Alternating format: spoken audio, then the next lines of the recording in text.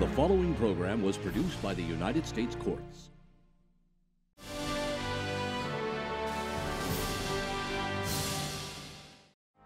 I love working for the federal courts.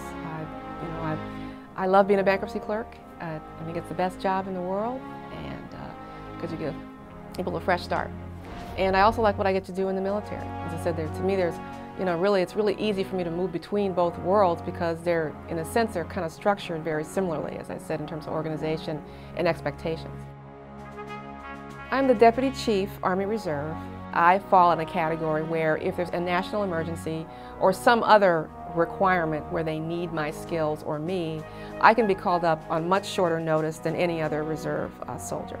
The more senior I get, the more demanding it is, but I find that a lot of what I can do, I can handle after hours, I can handle on my lunch hour. We all have Blackberries, you're uber connected with everybody. If I need to be there, I have an executive officer who supports me, and when I say to her, I can be in the building, as they call the Pentagon, the building. I can be in the building on Thursday and Friday of 2 weeks from now. I need you to set the following appointments with the following people because this is what I'm trying to get done in those 2 days. So I've been able to balance it that way so far. It's amazing how I actually have told my staff one time, that they reminded me of a bunch of great NCOs. I said, they are what makes the Army run. And I said, because I can tell you what my vision is, I can give you your boundaries, your right and left boundaries. And then I just say, okay, if you need any resources, let me know. If you need any further guidance, let me know, but I expect you to execute. And there's a definite parallel there, I think, with the staff we have in the courts. I mean, I've talked to lots of other clerks, and I think we have great people that work in the federal courts. And as I say, in many ways, I think what I just said occurs in a lot of other court units too, because we have a really highly skilled and motivated and intelligent workforce. And those are the same kinds of people that are recruited for the military.